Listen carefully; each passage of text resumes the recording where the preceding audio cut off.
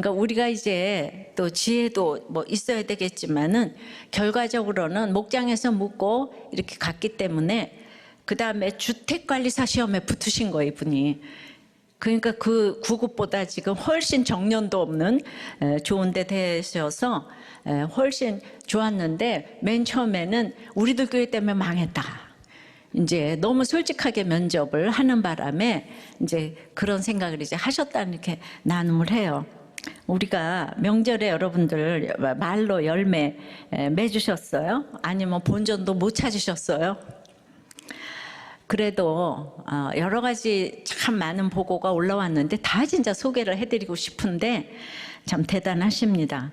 그래도 어떤 일이 와도 낙심하지 마시는 것이, 우리는 실패도 부족해도 다 주님의 자녀잖아요. 자녀는요, 전공이 실수하는 거예요. 그래서 그래도 잘못을 인정하기만 하면 부모는 너무 기뻐해요. 예. 그래서 이제 하나님 아버지도 똑같으세요. 하나님 아저씨는 좀 안 그렇겠죠? 예. 그래서 이제 참으로 이것이 우리가 말씀대로 가면은 어떤 일을 가도 하나님이 끝까지 책임지신다. 이게 택자가 아닌가 싶어서 오늘은 이제 성령의 이 택하심에 대해서 좀 말씀을 보도록 해볼게요. 예, 첫째로 일어나 다메섹으로 들어가야 합니다. 9절입니다. 나와 함께 있는 사람들이 빛은 보면서도 나에게 말씀하시는 이의 소리는 듣지 못하더라.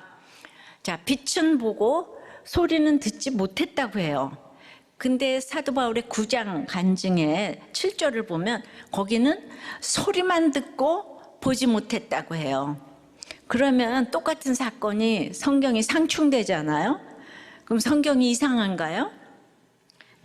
그 9장에서 그 옆에 사람이 들었던 소리는 사운드였고 바울이 들은 거는 보이스였다고, 탁월한 번역을 했다고 한 거 기억나세요? 예. 그래서 택자들의 특징은 어떤 말씀이라도 나에게 주시는 말씀으로 듣는 것이에요. 그래서 우리들 교회에서 간증이나 소개를 할 때 다들 그래요. 저는 창세기 45장 말씀하실 때 왔어요. 그때 요셉이 형들을 보면서 크게 통곡하는 말씀을 들으면서 첫 예배 때 그냥 펑펑 울었습니다. 또 저는 룻기 1장에 왔는데 그 3차 흉년이 바로 제 말씀이었어요. 또 어떤 분은 저는 이제 계시록 때 와가지고 심판만 죽도록 당했어요. 또 이렇게 이제 보이스로 들리니까 기억을 하시는 거예요. 어떤 장로님은 이혼하려고 왔다가 아픈 아내 버리면 개되지만도 못하다. 이게 또 크게 들려가지고 그냥 첫 예배 때부터 펑펑 울어서 등록을 하셨다고. 이제 이처럼 하나님께서 택한 사람은 하나님께서 보이스로 말씀하시는 거예요. 소음처럼 사운드로 들렸던 말씀이 내 귓가에 대시고 크게 외치시는 그 보이스로 들리는 것이죠. 그럼 이런 하나님의 음성이 들릴 때 어떻게 반응을 해야 하나요? 10절에 내가 이르되 주님 무엇을 하리까? 이거는 베드로의 첫 설교를 들었던 사도행전 2장에 백성들이 찔려가지고 형제들아 우리가 어찌할꼬, 찔려서, 그러니까 그 쇠 말발굽이 내 가슴을 치는 것처럼 찔려서 어찌할꼬 했어요. 기억나시죠? 우리 이렇게 열심히 들었던 분들이 기억이 납니다. 그래서 바울이 이렇게 찔려서 어찌할꼬 한 거예요. 바울 앞에서 자결하려고 했던 빌립보 감옥의 그 죄수의 반응도 내가 어떻게 해야 구원을 얻으리까? 그것도 다 마찬가지예요. 그러니까 10절에 주께서 일어나 다메섹으로 들어가라.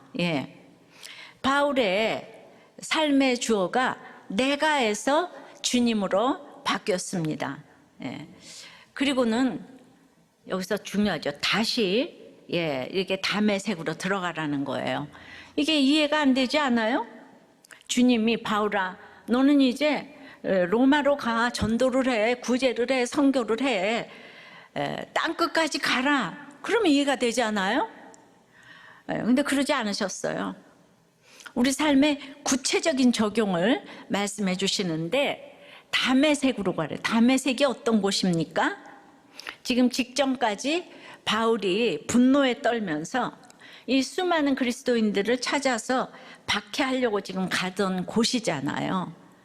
예, 어떤 곳이냐면 나무에 달려 죽어서 율법으로는 저주받아 죽은 그런 예수를 믿는 그들이 너무 무시가 되고 또 이제 자신도 무시를 하는 사람들이 거기 있는 거죠. 무시받고 무시하는. 예, 그곳으로 다시 들어가라고 하시는 거예요. 내가 성령의 말을 했다고, 성령의 간증을 했다고, 주님의 음성을 들었다고 갑자기 목적지가 바뀌는 게 아니죠. 예. 내가 드라마틱한 능력이 생긴 것도 아니에요. 그저 내가 원래 가려고 했던 그곳, 나를 환영하지 않는 그곳으로 여전한 방식으로 들어가라고 하십니다. 엊그제 여호수아 10장 설교를 들어보니까 여호수아는 전쟁하는 얘기인데 그 전쟁하는데 일반이었더라가 이 짧은 구절이 7, 8번이 나오는데 전쟁에서 이기는 비결은 항상 일관되게 자기 맡은 자리에 이렇게 있다 보면 단번에 쳐서 취하니라가 되는 거예요. 그러니까 여기서 화장실, 주차 이게 모두가 자기 그 역할을 지키지 않으면 내가 설교한다고 예배가 됩니까? 화장실 청소가 다 예배죠. 여기 설교 들었는데 화장실이 들어가서 너무 더러우면 예배가 됩니까? 예. 그러니까 우리 어머니가 마지막까지 화장실 청소하다 가셨기 때문에 그거 주의 일이고 다 같이 예배인 거예요. 그러니까 일반이었더라가 정말 중요한 얘기인데 이 장로님은 너무 무시가 되는 아내와 이혼하려고 왔다가 너무 무시가 되는 아내에게 다시 들어갔죠. 거기가 다메섹이에요. 그랬더니 지금 이제 목자도 되고 장로도 되고 세상에 강남에 빌딩도 지었어요. 이 부부가 하나가 돼야 돈도 모입니다. 저도 주님 만나고 이제 말씀이 보이스로 들렸어요. 근데 시기마다 다메섹이 달라서 주의를 하겠다고 했지만은 저에게는 남편에게 복종하는 것이 아직 훈련이 너무 필요했기 때문에 집에서 그 의미 없는 시간 같은 10년을 이렇게 있게 하시고 보이스로 들려서 쌓여서 남편이 간 후에는 이 보이스가 나팔 소리처럼 이렇게 들려서 말씀이 특별히 임했어요. 그러니까 책을 내자는 권유도 있고 뭐 신학을 하라고 뭐 옆에서 그러는 사람도 좀 있었고 세계 곳곳에서 저를 초청해서 집회를 또 원하는 것도 있었지만은 저는 이제 50이 되어서야 이 큐티 모임을 하려면 신학을 해야 한다는 이 교회의 부탁으로 제가 순종하려고 신학을 했고 그렇다고 또 전도사로 임명된 것도 아니잖아요. 그렇다고 제가 또 교회를 바로 개척하지도 않았어요.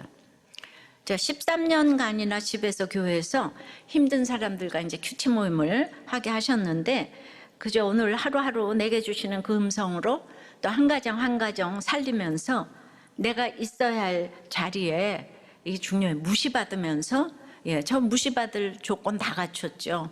특별히 과부잖아요. 과부. 무시받으면서 잘 머무른 것이 저의 다메섹 목적지가 되었습니다. 제가 한 사람을 좀 소개하겠는데요. 세종이 가장 총애한 후궁 신빈 김씨는요, 이 노비 출신에서 그야말로 신데렐라 택자가 되어서 세종의 후궁도 대단한데 거기서 가장 총애를 받았던 이 신빈이요. 그 왕후도 소연아 왕후도 굉장히 훌륭한 왕후예요. 근데 소연아 왕후를 너무 정말 이렇게 윗질서로 받들고 서로 우애하고 화목했다 그러죠. 그래서 그때 조선 왕조에서 가장 내명부가 안정이 되고 자손이 번창했다고 해요. 그래서 이제 세종이 죽은 후에 그 수양대군이었던 세조에게까지 인정을 받은 그런 이제 분인데 신비는 그냥 그 사람만 만나면 누구에게나 사랑을 받는데 이쁜 장희빈하고는 다르게 이타적인 지혜가 출중한 것 같아요. 이 신비는 아들을 6남 그렇게 자녀를 2년나 낳았고, 6남 2년나 낳았고, 소현왕후도 8남 2녀 이렇게 굉장히 자녀를 많이 낳았어요. 근데 이제 세조를 이제 또 봐준 그 전력이 있기 때문에 세조가 인정을 해서 그 아들들의 권세가 하늘을 찌른 거예요. 세종이 죽은 후에도. 그러니까 신비는 너무 세도를 부릴만 했습니다. 그런데 그런 그녀가 세종이 죽고, 그러니까 세종이 가장 훌륭했는데 그 세종이 가장 총애한 사람이니까 세종이 똑똑하잖아요. 정말 대화가 통했나 봐요. 이쁜 거하고 다른. 근데 세종이 죽고 후궁은 나가야 되잖아요.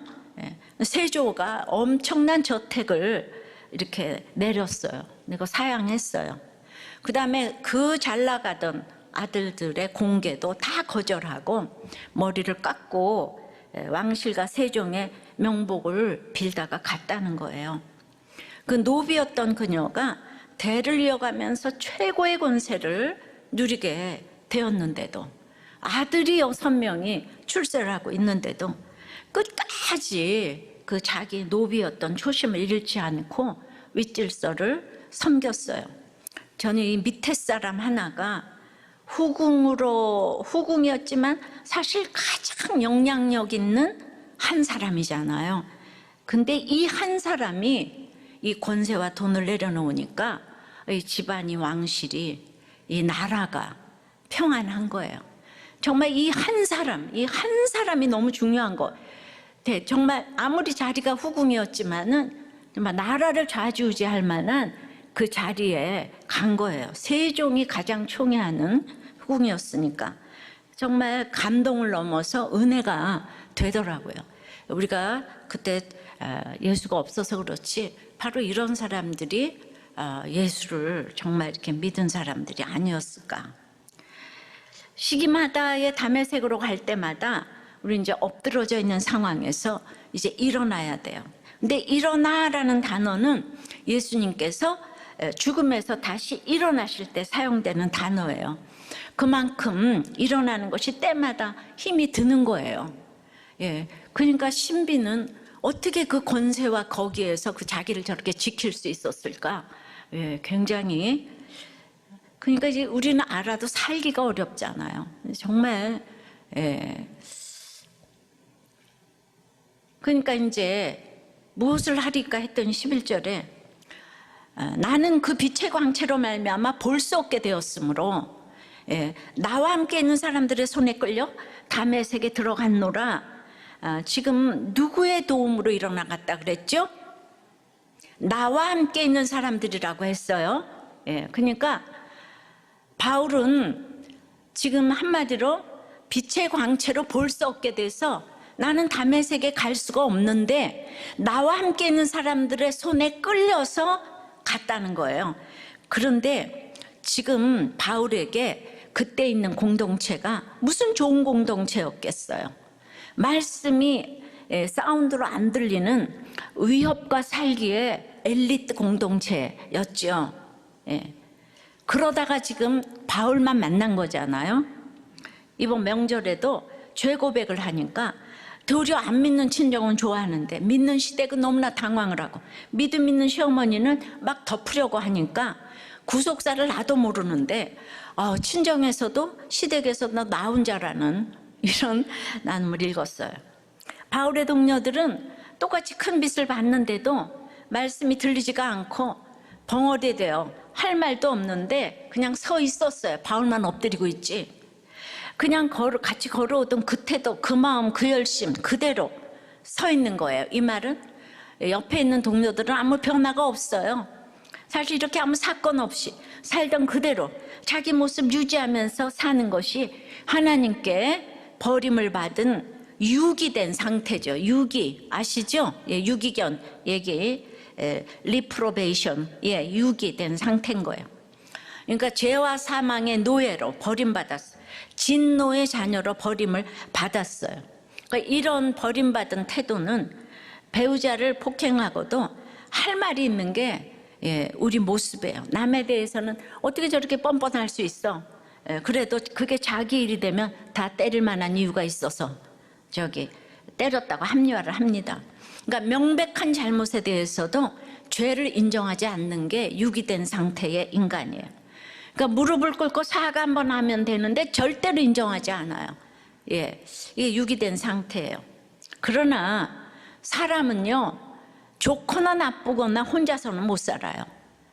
그래서 어른이고 아이고 친구 너무 좋아해요. 그냥 이 친구가 인생의 난제예요. 그러니까 아이들도 그냥 맨날 왕따 당했다고 죽는다 그러고, 그래서 이제 동창의 목을 메고, 그래서 동창의 목을 매지만은 그게 덧없다는 것도 이렇게 끌려다녀 보아야 하는 거예요. 지금 바울처럼 믿고 났는데 자기를 도와줄 사람은 말씀이 안 들리는 공동체인 거예요. 자기를 도와줄 사람은 말씀이 안 들리는 내 식구, 내 친구들, 옆에 같이 가는 사람. 예. 그래서 이제 부모, 남편, 이런 형제의 도움을 받을 수밖에 없는 이런 수모를 겪어야 돼요. 말이 안 통하니까. 그 아는 사람은 내 친구 가족밖에 없기 때문이죠. 내가 믿고 나서 짠나고 식구들 도움을 다 받아 혼자서 설교도 하고 내 의식주를 다 책임지며 나눠줄 것만 있으면 그 안이 좋겠습니까? 그런데 현실은 말씀이 안 들리는 내 옆에 가까운 식구들의 도움을 받아서 끌려가는 인생을 이렇게 경험케 하시는 거예요. 이 참으로 주님의 세팅 아니겠습니까? 그래서 그들의 돈으로 차비를 해서 오늘 예배를 드리러 왔어요. 광채로, 빛의 광채로 내가 눈이 멀어가지고 팔다리가 다 풀렸고 힘이 빠졌죠. 그래서 무시당하는 인생을 살게 하십니다. 주마등처럼 지난 일들이 생각나는 거예요. 난 왜 10년 동안 예수 믿고 나서도 계속 그 남편의 도움으로 무시를 받고 살게 하셨을까? 나한테 필요했던 거예요. 그런데 하나님의 광채에 눈이 먼 사람은요, 세상이 안 보이기 시작해요. 그런데 세상의 광채에 눈이 먼 사람은 하나님이 절대로 안 보여요. 근데 바울은 이제 세상이 안 보이기 시작했지요. 그러니 끌려서 가라는 다메섹에 들어갈 수가 있어요. 이제 나와 세상은 간 곳이 없고 구속하신 주님만 있기 때문에 가라면 가고 있으라면 있는 사람이 되었어요. 눈이 멀어서 못 가는 게 아니에요. 눈이 멀어도 생각은 다 있잖아요. 우리가 누구를 좋아하면 아이고 제가 눈이 멀었구나, 누구한테 눈이 멀었네 이러지 않아요? 예. 그냥 이왕 눈이 멀려면 하나님께 멀어야 되지 않겠어요? 그러니 세상이 안 보이는 사람과 하나님이 안 보이는 사람이 같이 가야 하는 것이 성도의 좁은 길인 거죠. 예, 성도의 인생이에요. 적용해 보세요. 여러분은 어떤 광채에 눈이 멀고 있나요? 하나님인가요? 세상인가요?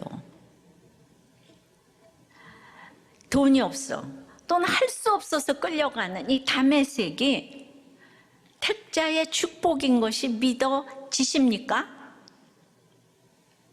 그래서 그 다메섹은 어디입니까? 싱크를 이렇게 늘 해봐요. 정말 참 여러분들 똑똑해질 것 같아. 자, 성령의 택하심은 두 번째는 다시 보게 하셔서 그 의인 예수님을 알고 보고 듣게 하십니다. 예수님의 삶의 중심이 되게 하시는 거죠. 예, 10절부터입니다.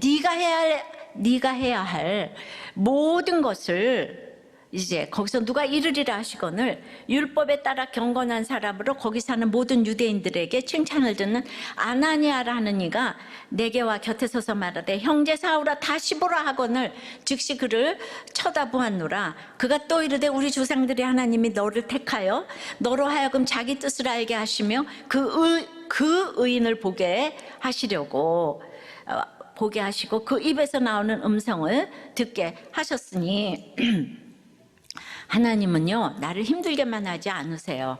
내가 끌려가야 할 동료가 있고 가다 보니까 나에게 힘을 주는 또 지체를 또 만나게 하세요. 예, 바울이 체포하려던 다메섹 제자 중에 아나니아가 있었죠. 예, 그러니까 9장 기록에서는 그 바울에 대해서 아나니아에게 말씀하시는 내용이 자세히 나와 있어요. 근데 여기서는 바울 자신이 아나니아에게 들은 바울의 관점에서 9장보다 이제 자세히 기록해요. 간증할 때 뭐는 자세하고 뭐는 뺐나 이런 걸 좀 이제 눈여겨보면 좋아요. 예. 그러니까 아나니아에 대한 소개도 지금 바울의 간증을 듣는 유대인의 눈높이에 맞춰져 있어요. 그래서 아나니아를 예수님의 제자라고 하지 않고 율법에 따라 경건한 사람. 그들은 지금 예수 얘기를 듣기 싫어해요. 예. 그래서 모든 유대인들에게 칭찬을 듣는 사람이라고 소개를 해요. 한마디로 여러분들 다 인정할 수 있는 사람인 아나니아다. 왜 바울은 아나니아에 대해 이런 디테일을 말합니까? 하나님을 섬기는 경건한 사람과 그리스도인이 원수가 아니라는 거예요. 이거를 계속 암암리에 이제 들려주고 있죠. 근데 여기서 이제 어떤 구절이 없냐 하면은 3일 동안 바울의 눈을 못 보게 하셔서 먹지도 마시지도 못했다는 이런 말이 여기는 생략이 됐어요. 자, 왜 생략이 됐을까요?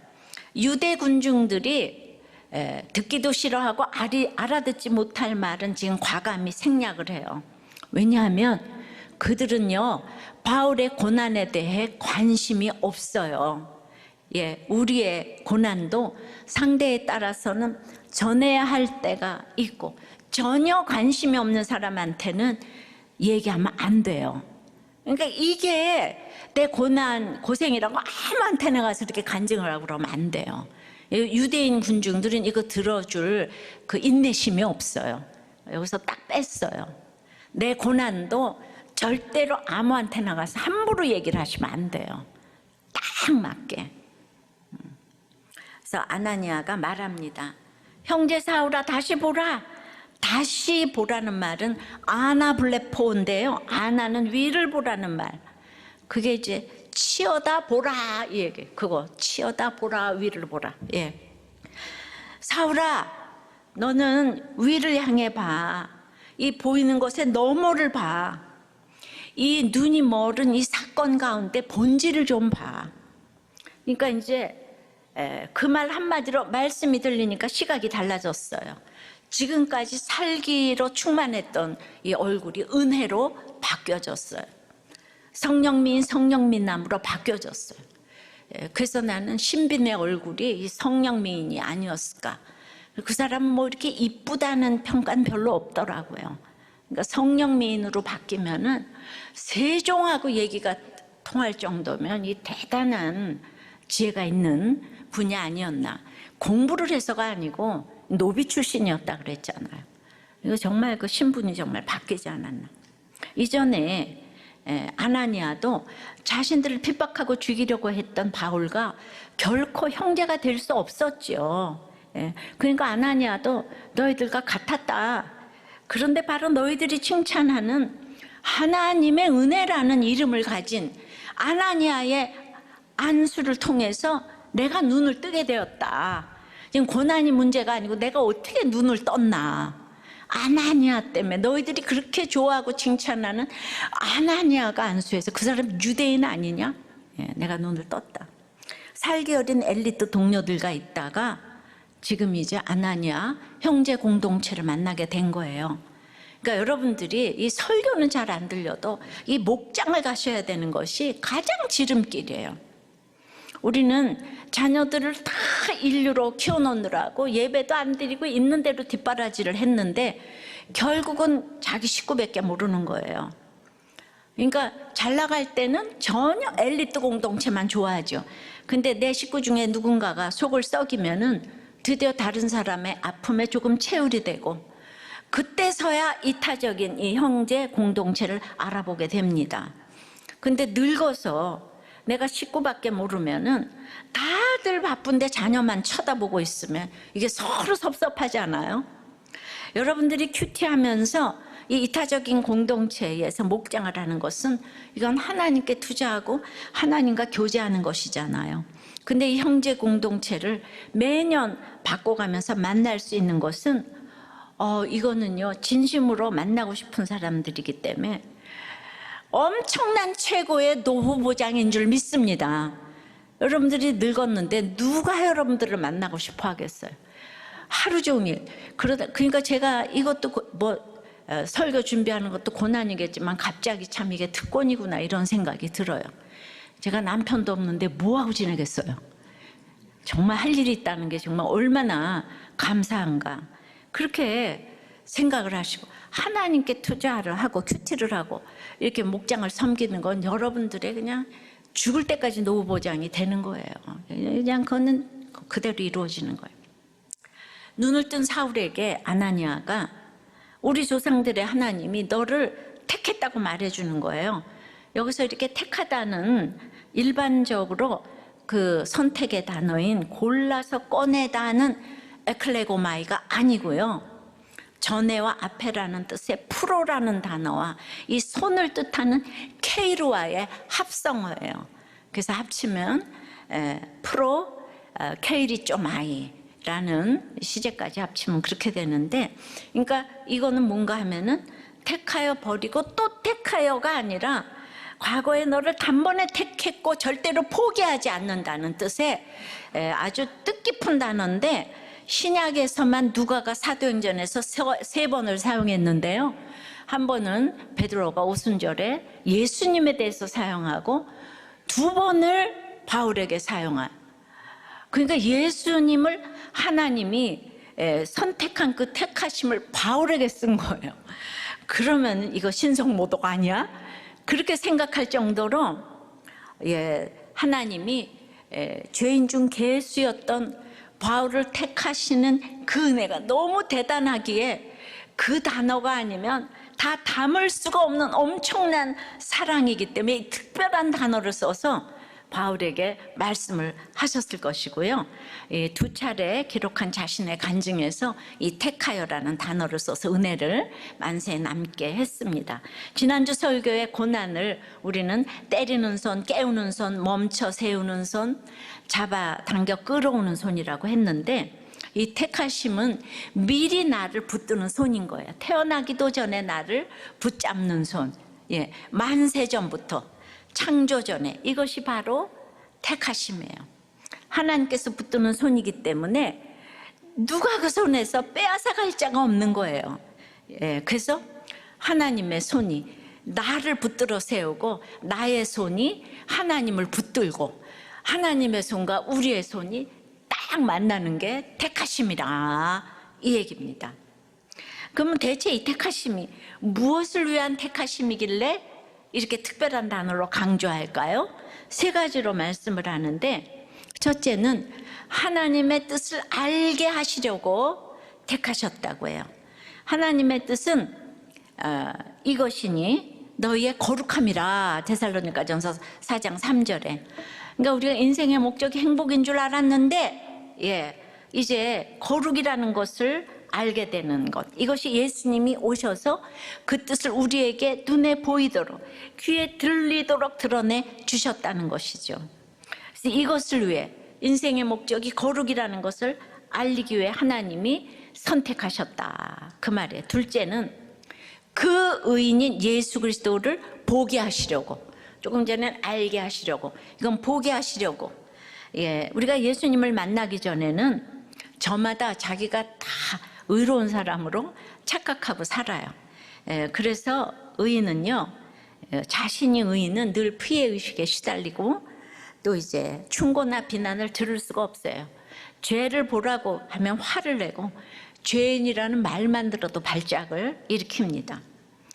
그래서 자기만 보던 인생에서 택하셔서 진짜 의인이신 예수님을 보게 하시려고 이렇게 예수께서만 유일한 기준임을 알게 하시려고 택하셨다는 거예요. 그 유대인을 자극하지 않으려고 그 의인이라는 표현을 썼어요. 정말 눈물겨워요, 이 바울의 디테일이. 셋째는 주님의 입에서 나오는 음성을 듣게 하시려고 택하셨어요. 예. 그러니까 하나님이 택하신 목적일 만큼 이 말씀 듣는 게 너무 중요한데 맨날 똑같은 말씀을 듣는 게 뭐가 그렇게 대단하냐고 불평할 수 있지만은 이 바울의 그 택하심이란 단어를 보면은요, 그 택하심 앞에서 불평은 들어설 자리가 없어요. 내가 얼마나 예수님을 택해 주신 것처럼 나를 택했다는 이런 마음이 들면 어떤 불평도 설 자리가 없어요. 말씀을 듣게 하시려고 우리를 득암해서 택하셨기 때문이에요. 그러니까 이 세 가지 목적의 중심에 바로 그 의인 예수님이 계시는 것이죠. 예수님이 나타내신 하나님의 뜻을 알고 예수님의 삶을 보고 예수님의 말씀을 듣는 것이 성령 하나님께서 우리를 택하신 목적이라는 것이죠.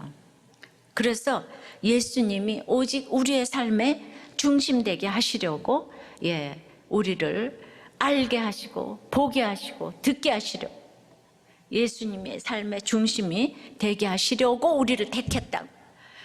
잘 먹고 잘 살고 행복하게가 아니라 거룩하게 하시기 위해서 예수님을 알게 하시고 보게 하시고 듣게 하시려고 우리를 선택하셨어요. 그러니까 여러분들의 인생의 목적이 예수님과 동떨어져서는 아무것도 정말 그 쓰잘데기가 다 없다는 것이죠. 우리가 기대하는 선택은 이 땅에서 뭔가 대단한 보상이 있는 선택을 바라지 않아요. 시험도 그렇고 취직도 그렇고 결혼도 그렇고 대통령을 뽑는 대선도 그렇고 바랄 수 있는 보상이 크면 클수록 그 선택에 대한 열망도 커지는 거죠. 우리는 그냥 선택을 받기 위해서 얼마나 열심히 노력하고 애쓰는지 몰라요. 다 시집 잘 가려고 취직 잘 하려고 그냥 불철주야 공부하고 모양을 가꾸고 근데 어떤 선택도 우리를 영생으로 인도할 수가 없어요. 그런 점에서 우리나라 대통령들이 간 길은 슬프지만 인생의 중요한 면을 알려주는 계시적인 역사예요. 그러니까 나라의 택함을 받은 듯한 그 기쁨은 5년 임기가 끝나는 즉시 흔적도 없이 사라지고 말았잖아요. 그뿐만 아니라 다 큰 집으로 가셨어요. 세상 선택에 결말이라 하지 않을 수 없는데도 그걸 다 하려고 그래요. 그래서 우리는 세상의 택함이 아닌 성령의 택하심을 받은 것을 감사해야 돼요. 그래서 정말 이 신빈이 훌륭하다는 그런 생각이 너무 드는 거예요. 우리는 눈으로 보기에 별거 없기 때문에 하찮게 여기기 쉽죠. 예수님이 삶의 중심이 되는 게 실제 삶에서 무슨 유익이 있는가? 다들 그러나 우리 그날이 인생의 마지막 순간이 누구나 다 오잖아요. 그런데 그날에 유기 된 사람들은 슬피 울며 이를 갈 수밖에 없는 것이죠.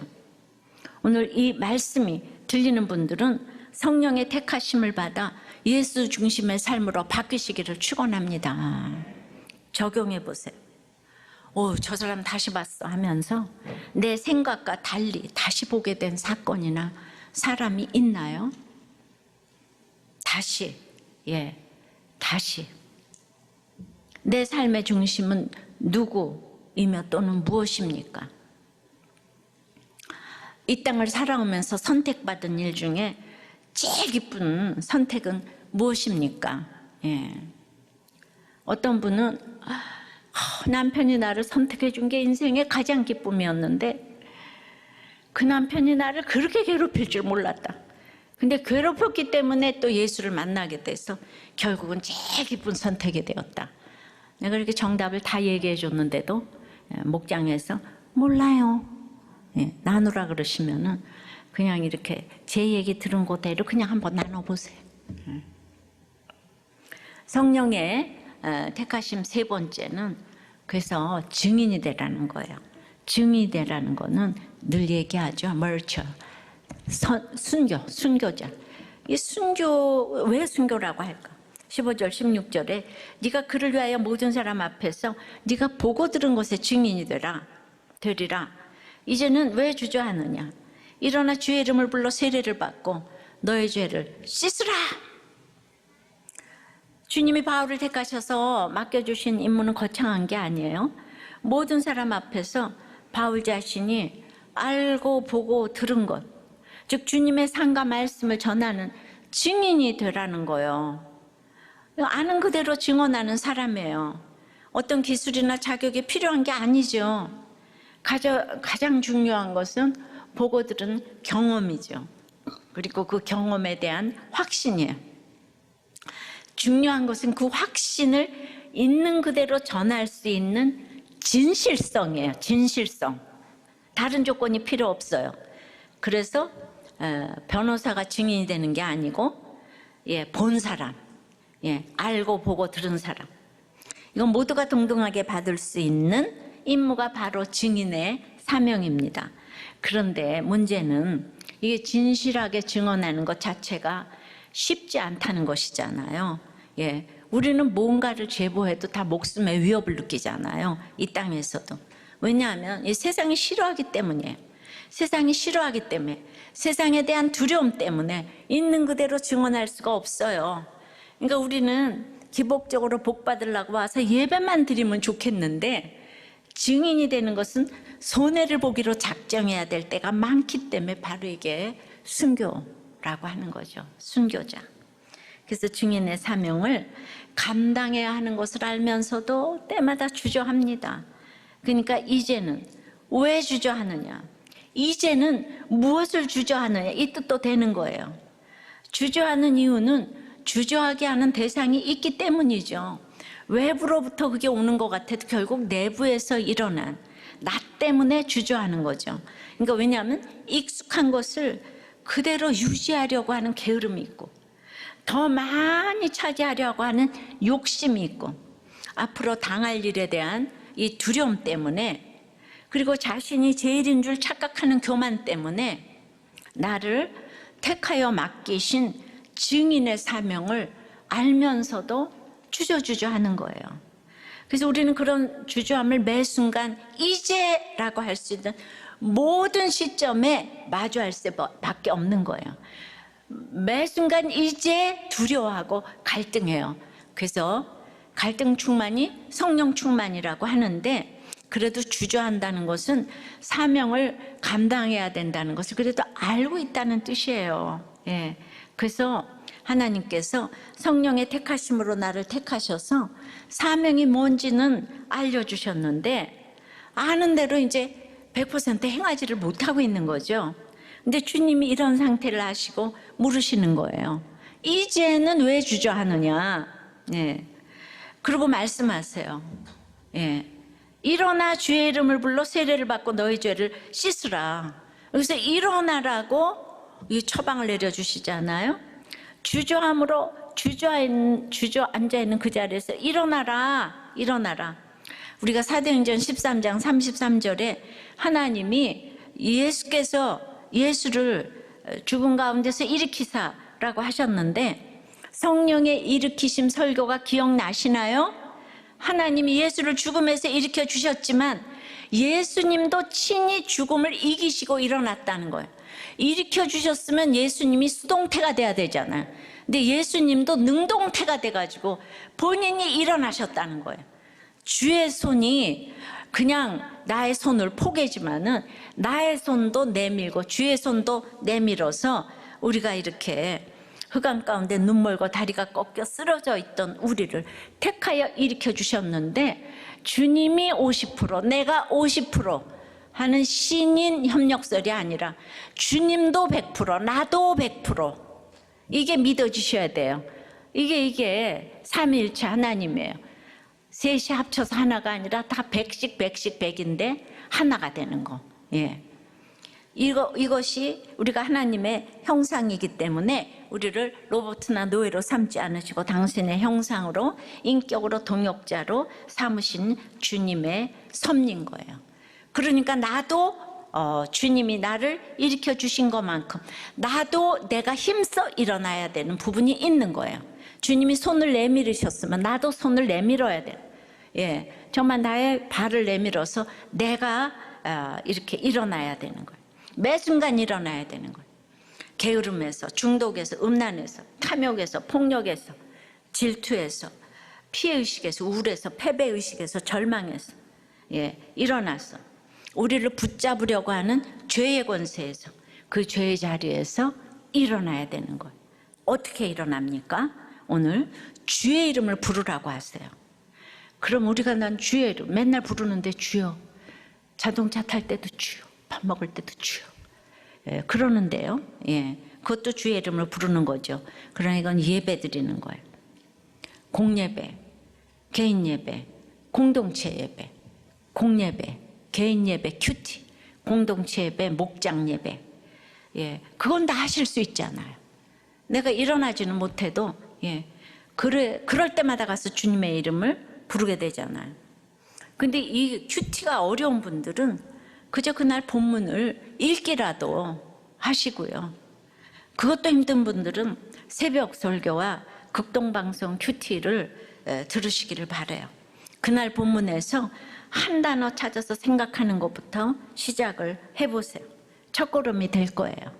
여러분 들어가면 지나가면 다 잊어버려. 설교 뭐 했는지 다 잊어버려. 그런데 제가 이 사도행전을 두세 마디로 늘 성령의 전성, 영접, 허락 그냥 하면 여러분들은 그래도 그거는 기억이 나잖아요. 오직 기억하는 게 제목밖에 없어요, 여러분.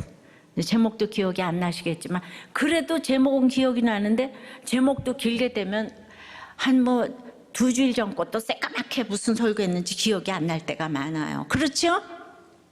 그렇죠?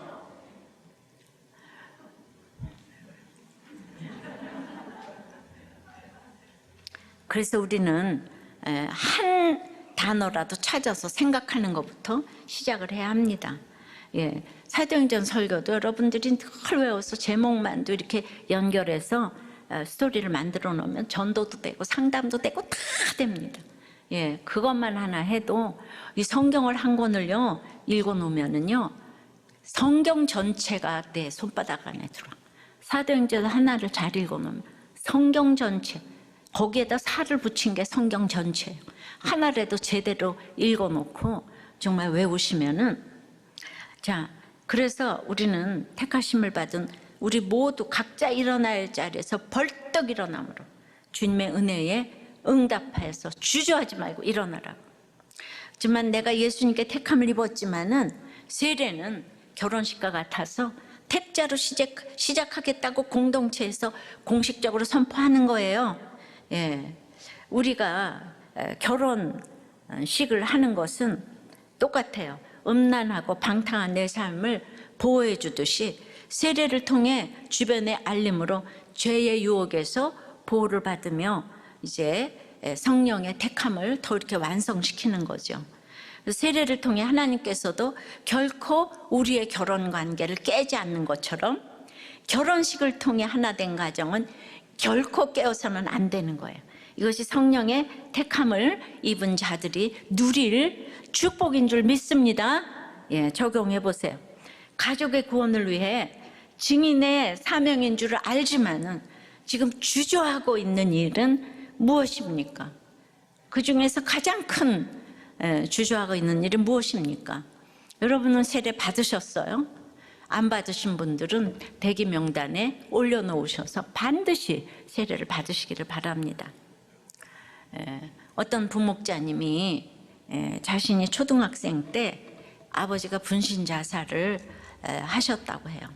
이후 친척집을 떠돌아다니면서 매 맞고 천대 받으며 자랐는데, 우리들 교회 와서 이제 그 목장 예배에서 아버지 뻘 되는 목자님과 집사님들을 통해서 아버지가 이해가 되었고, 그 아버지 때문에 악하고 음란한 자신이 예수 믿게 되었음을 이제 깨닫게 되었다고 합니다.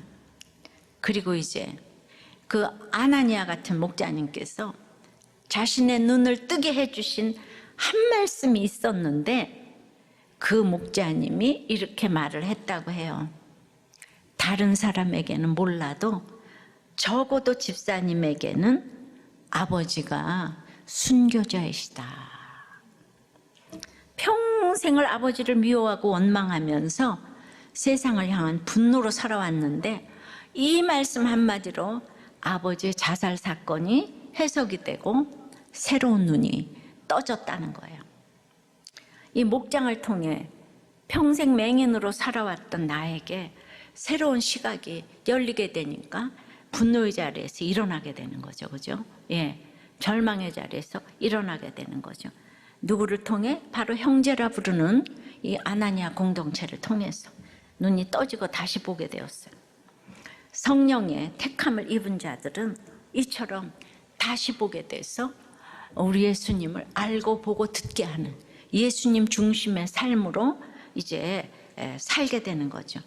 그러므로 자신을 보게 되고, 그랬을 때 외부의 환경이 아니라 내 속의 죄와 직면하게 되고, 이러면서 택자는 포기하지 않으시고 이렇게 어떤 경우에도 견인해 가신다는 거예요. 이 간증 외에도 수많은 간증이 올라왔어요. 예. 그래서 이거 반드시 다음에 읽어줘야지 하면 그 다음 주에 또 새로운 간증이 올라왔어요. 이게 전적으로 성령의 택하심으로 제가 뭐 어떤 거를 해야지 좋을지 모를 정도로 많은 이렇게 간증들이 올라옵니다. 그러니까 우리가 진짜 후련히 하나님의 영광을 이렇게 보는 것처럼 정말 볼 수가 없는 사건의 해석이 안 되는데 우리는 늘 이렇게 정말 하나님의 은혜가 있는 이 아나니아 목장을 통해서 이제 여러분들 눈이 떠졌는데, 여러분들 눈이 떠졌습니까? 그러니까 늘 당신 잘못이 아니고 내 잘못이구나, 이거를 깨닫는 거예요. 이 세상 사람들은 눈을 뜨고 있지만 결코 볼 수 없는, 네 잘못이 아니고 내 잘못이구나, 자신의 죄됨이 보여서 택자는 포기하지 않으시고 이렇게 견인해 가시는 줄 믿습니다. 이것이 바로 성령의 택하심입니다. 말씀을 맺어요. 성령의 택하심은. 그래서 일어나서 힘든 다메섹으로 들어가야 합니다. 나에게 새 말발굽이 가슴을 치는 이 찔림으로 어찌할 꼴을 물어야 돼요. 근데 힘든 공동체에 가면 다시 보게 하셔서 너무나 형제 공동체를 허락하셔서 결국 그인 예수님을 알고 보고 듣게 하십니다. 그러면 순교자의 마음으로 증인이 되라. 주저하지 말고 응답하셔야 돼요.